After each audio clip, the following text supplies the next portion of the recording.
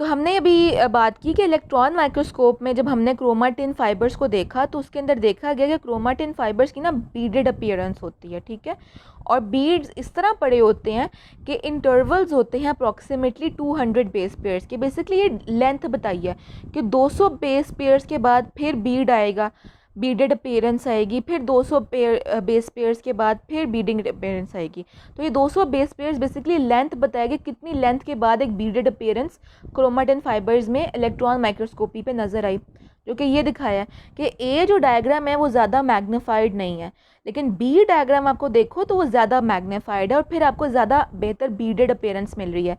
तो जब एक जो सर्कल और दूसरे सर्कल के बीच के बेस पेयर्स के लेंथ को गिना गया तो 200 बेस पेयर्स अप्रॉक्सीमेटली डिस्टेंस होता है एक बीडेड अपीयरेंस में और दूसरी बीडेड अपीयरेंस में। और ये बीडेड अपीयरेंस बनती कैसी है?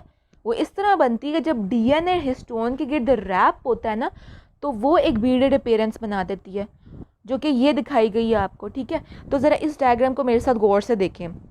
हिस्टोन जो है ना बेटा वो येलो कलर का सफ़ेद नज़र आ रहा है आपको, ठीक है। और इस हिस्टोन के ऊपर ये ब्लू कलर का डीएनए रैप हो गया, ठीक है। और इस तरह आपका डीएनए हिस्टोन के गिर्द रैप होके क्रोमोसोम या क्रोमाटिन फाइबर ये बन रहा होता है आपका, ठीक है। तो basically histone is the core of the nucleosome and histone के गिर्द आपका डीएनए रैप हुआ होता है। तो इस पूरे यूनिट को फिर आप न्यूक्लियोसोम कहते हो, जिसमें डीएनए आपके हिस्टोन के साथ रैप हो जाता है। Regularly spaced nucleosomes consist of histone complexes bound to DNA. तो बेसिकली जो येलो कलर का है वो हिस्टोन है, जो इसके गिर्द धागा रैप हुआ हुआ है ना ब्लू कलर का, वो डीएनए है। और इस पूरे स्ट्रक्चर को धागा प्लस जो सफ़ियर है, इस पूरे स्ट्रक्चर को न्यूक्लियोसोम कहते हैं। तो आपको समझ आ गया कि chromatin is composed of DNA protein and the DNA is wrapped around the histone protein, and when the DNA is wrapped around one histone protein this whole structure is known as nucleosome. So I hope आपके ये दिमाग में एक clarity आई है concept की। Basically यहाँ पे आप यू क्रोमाटिन और हेट्रोक्रोमाटिन को अभी मत देखो, ये इस लेक्चर के एंड पे आपको डिस्कस करेंगे। मैं अभी भी आपको बता दूंगी इनमें फ़र्क क्या होता है, लेकिन मैं अभी आपको ये बताना चाहूँगी कि आप ये देखो डीएनए जो है ना बेटा, डीएनए जो आपको ऊपर वाली हरे रंग की डायग्राम नज़र आ रही है, जो डीएनए आपको डिपिक्ट किया गया ना इस डायग्राम में, it is a black colour की लाइन। और ये ब्लैक कलर की लाइन जो चल रही है ये डीएनए है। जो हरे रंग की या ग्रीन कलर के ये सफ़ेयर्स पड़े हुए ये हिस्टोन है, ठीक है। तो जो ये डीएनए जब हिस्टोन के गिर्द रैप हो जाता है तो उस पूरे स्ट्रक्चर का क्या नाम बन जाता है? Nucleosome. DNA plus histone is equal to nucleosome. तो यहाँ तक तो क्लियर हो गई बात, ये पिछली स्लाइड में मैंने आपको बात बताई है, ठीक है। तो ये आपको क्लियर हो गया कि वो ब्लैक कलर का जो लाइन है that is DNA, the green colour का sphere is a histone and when they two combine they form a nucleosome. अब जो दूसरी बात वो आपको इसमें बताई है उसने कि एक यूक्रोमेटिन होता है, एक हेट्रोक्रोमेटिन होता है। तो वो आपको देखने से इसका फ़र्क पता चल रहा है। जब जो आपका ये जेनेटिक मटेरियल डीएनए और जो न्यूक्लियोसोम बेसिकली जो न्यूक्लियोसोम्स होते हैं जब वो टाइटली पैक्ड नहीं होते, सिंपल पड़े होते हैं, टाइटली पैक नहीं होते, लाइटली जब पैक्ड होते हैं तब वो यूक्रोमेटिन कहलाते हैं। और जब ये आपके न्यूक्लियोसोम्स टाइटली पैक हो जाते हैं तब वो हेट्रोक्रोमेटिन कहलाते हैं। बस इतना फ़र्क है यूक्रोमेटिन की डेफिनेशन में और हेट्रोक्रोमेटिन की डेफिनेशन में, ठीक है।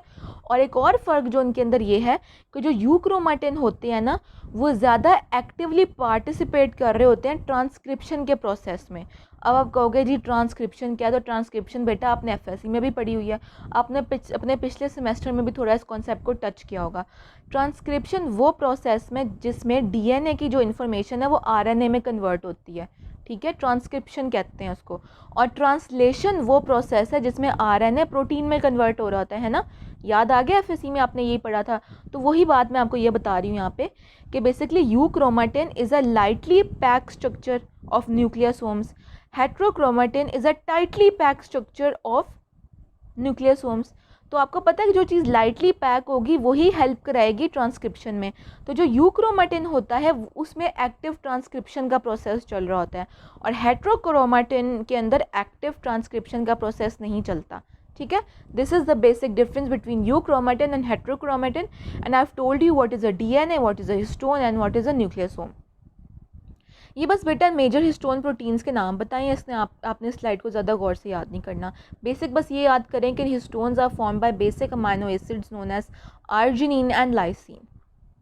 Now what are centromeres and telomeres? These are parts of a chromosome as a whole. Centromeres and telomeres are two essential features of eukaryotic chromosomes. तो यूकैरियोटिक जो क्रोमोसोम्स होते हैं ना, उनके essential components होते हैं centromeres and telomeres. Each provide a unique function that is absolutely necessary for the stability of a chromosome. तो इन दोनों का क्रोमोसोम की स्टेबिलिटी के लिए होना बहुत ज़रूरी है। अगर इन दोनों में से किसी एक में भी ख़राबी होगी तो क्रोमोसोम के अंदर प्रॉब्लम आ जाएगी। तो इन ये दोनों होते क्या वो अब हम डिस्कस करेंगे। सेंट्रोमेयर्स जो होते हैं क्रोमोसोम्स के बीच में जो स्ट्रक्चर होता है उसको कहते हैं सेंटर में होते हैं। सेंट्रोमेयर सेंटर में, ठीक है, नाम से याद हो गया, सेंटर में होते हैं। तो centromeres are required for the segregation of chromosomes during meiosis and mitosis. तो आपको पता है क्रोमोसोम्स बेसिकली सिस्टर क्रोमैटिड्स की फॉर्म में प्रेजेंट होते हैं। तो जब माइटोसिस या मियोसिस के प्रोसेस में जब सिस्टर क्रोमैटिड्स अपने आप अलहदा होती हैं और पोल्स पे जाती हैं, तो इस सेंट्रोमेयर के ऊपर आके आपके स्पिंडल फाइबर्स लगते हैं जो कि इनको सेपरेट करते हैं। तो ये सेंट्रोमेयर का बेसिकली काम ये होता है कि इसके ऊपर स्पिंडल फाइबर्स लगें और सिस्टर क्रोमैटिड्स आपस में अलहदा होते हैं during the process of meiosis and mitosis. And telomeres provide terminal stability to the chromosome and ensure its survival. तो टीलोमेयर का मतलब क्या है, ये क्रोमोसोम के एंड्स के ऊपर, टर्मिनल्स के ऊपर प्रेजेंट होते हैं और उसकी ये सर्वाइवल को इंश्योर करवाते हैं। कैसे कि अगर क्रोमोसोम्स की एंड पे कोई डैमेज आ जाएगा तो वहाँ पे उसकी रिपेयर करवा दें। तो नाम से कम काम याद रखें कि सेंट्रोमेयर्स क्रोमोसोम के सेंटर में होता है और ये स्पिंडल फाइबर्स की अटैचमेंट करवाता है ड्यूरिंग मियोसिस एंड माइटोसिस, और telomeres terminal end of the chromosome पे प्रेजेंट होते हैं and they ensure the survival. Chromosomes में differ in the position of the centromere. तो ज़रा इस स्लाइड की राइट साइड पर ज़रा गौर करें, तो देख रहे हैं कि डिफरेंट किस्म के स्ट्रक्चर्स बन रहे हैं क्रोमोसोम के। तो जो बीच में काला नुक्ता है ना वो सेंट्रोमेयर है।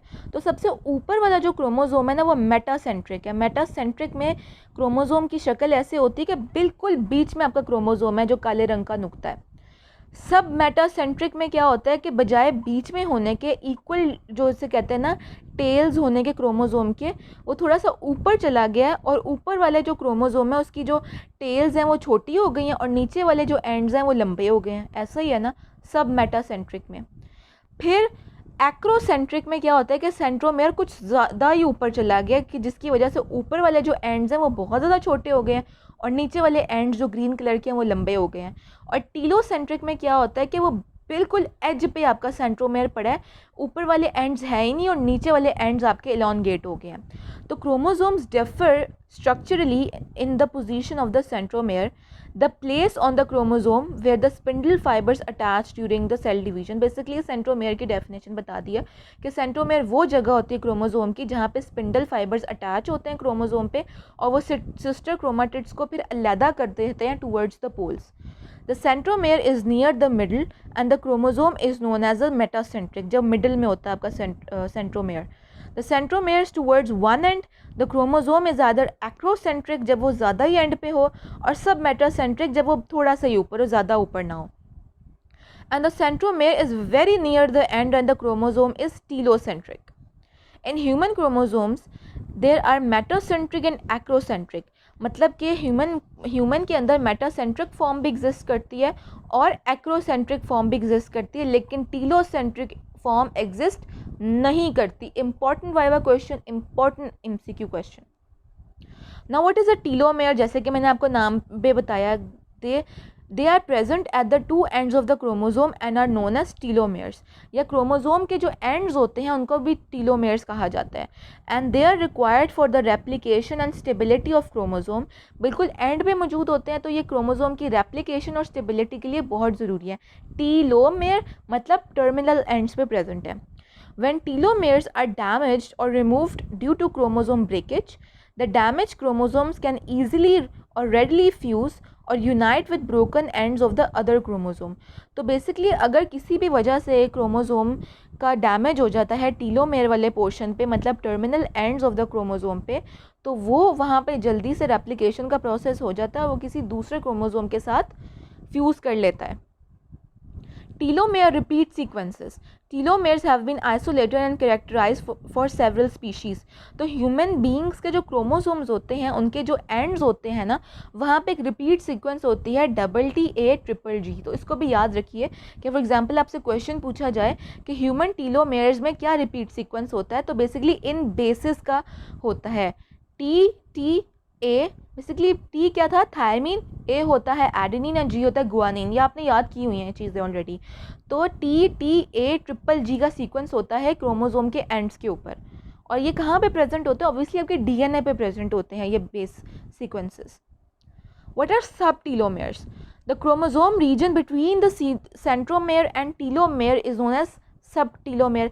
बेसिकली वो जगह क्रोमोसोम की जो कि सेंट्रोमेयर और टीलोमेयर के बीच में पड़ी है। अब आपको याद होगा कि सेंट्रोमेयर होता है सेंटर में, टीलोमेयर होते हैं बिल्कुल टर्मिनल एंड पे। तो इन दोनों के दरमियान में जो जगह होती है ना, उसको कहते हैं सब टीलोमेयर। ठीक है। It consist of 8,000 to 300,000 bases. Near the telomere the repeats are similar to the telomere sequence.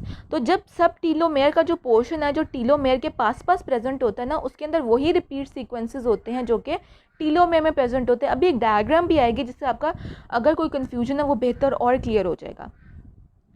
Contains at least 500 protein coding genes and about 50% are multi-gene families that include pseudogenes। तो basically इसकी detail में ना जाएं, बस ये याद रखेंगे सब टीलोमेयर पोर्शन वो क्रोमोसोम का पोर्शन होता है जहाँ पे 500 प्रोटीन कोडिंग जीन्स पड़ी होती हैं आपकी। अब ये डायग्राम आई तो ये बेसिकली एक क्रोमोसोम को ज़रा इलॉन्गेट करके दिखा दिया, मतलब एक सिस्टर क्रोमाटिड पकड़ी है, एक ही क्रोमोसोम, पेयर नहीं पकड़ा, एक पकड़ी है, और उसका एक पोर्शन इलॉन्गेट करके आपको दिखा दिया। तो आप देखो कि बीच में जो सी पड़ी होती है आपकी सेंट्रोमेयर, जो कि ग्रे कलर का स्ट्रक्चर आपको नज़र आ रहा है ऑन द लेफ्ट साइड, है ना। लेफ्ट साइड पे क्या है, सेंट्रोमेयर, राइट साइड पे आपका बेटा क्या है, टीलोमेयर। तो सेंट्रोमेयर और टीलोमेयर के बीच में जो जगह पड़ी है ना बेटा, वो आपका सब टीलोमेयर है। समझ आ गई। सेंट्रोमेयर और टीलोमेयर को जो बीच में जगह पड़ी है वो क्या है, सब टीलोमेयर। तो टीलोमेयर का जो सीक्वेंस देखें वो क्या है, TTA-GGG, TTA-GGG। तो सीक्वेंस रिपीट हो रहा है टीलोमेयर में। तो हमने यही बात की कि जो डिफरेंट स्पीशीज़ होती हैं उनके टीलोमेयर्स में जो बेस सीक्वेंसेस होते हैं उनके रिपीट सीक्वेंसेस सेम होते हैं। तो ह्यूमन बींग्स में क्या होते हैं, TTA-GGG और फिर TTA-GGG। तो ये सेम सीक्वेंसेस टीलोमेयर्स में रिपीट होते हैं। सेंट्रोमेयर आपका सेंटर में होता है, और जो बीच में जो सेंट्रोमेयर में टीलोमेयर में जो पोर्शन होता है ना बेटा, वो क्या होता है, वो आपका सब टीलोमेयर होता है। तो इस डायग्राम से आपकी कन्फ्यूजन क्लियर हो गई। यूक्रोमेटिन मैं आपको ऑलरेडी एक्सप्लेन कर चुकी हूँ। Euchromatin is a lightly packed form of chromatin. Chromatin का वो उस किस्म की क्रोमाटिन होती है जो कि लाइटली पैक होगी, और हेट्रोक्रोमेटिन वो होती है जो टाइट, बेसिकली यूक्रोमेटिन वो क्रोमाटिन होता है जिसमें न्यूक्लियोसोम्स होते हैं, वो लाइटली पैक होंगे, और हेट्रोक्रोमेटिन वो क्रोमाटिन का टाइप होता है जिसके अंदर टाइटली पैक होते हैं और उनके अंदर ट्रांसक्रिप्शन पॉसिबल नहीं होती। मैं अभी आपको डायग्राम में दिखा चुकी हूँ। So euchromatin is a lightly packed form of chromatin which contains DNA, RNA and protein and is enriched in genes and is often under active transcription। तो जो यूक्रोमेटिन की जो बेसिकली क्रोमाटिन की टाइप्स बताई हैं कि क्रोमाटिन इस तरह का होता है कि जो टाइटली पैक होगा, उसके अंदर जो न्यूक्लियोसोम्स होते हैं, और एक क्रोमाटिन इस किस्म का होता है जो कि बहुत ज़्यादा डेंसली पैक होता है। जो लाइटली पैक फॉर्म होती है ना क्रोमाटिन की, उसके अंदर ट्रांसक्रिप्शन का प्रोसेस बहुत एक्टिवली हो रहा होता है। Euchromatin comprises the most active portion of the genome within the cell nucleus and 92% of the human genome is euchromatic।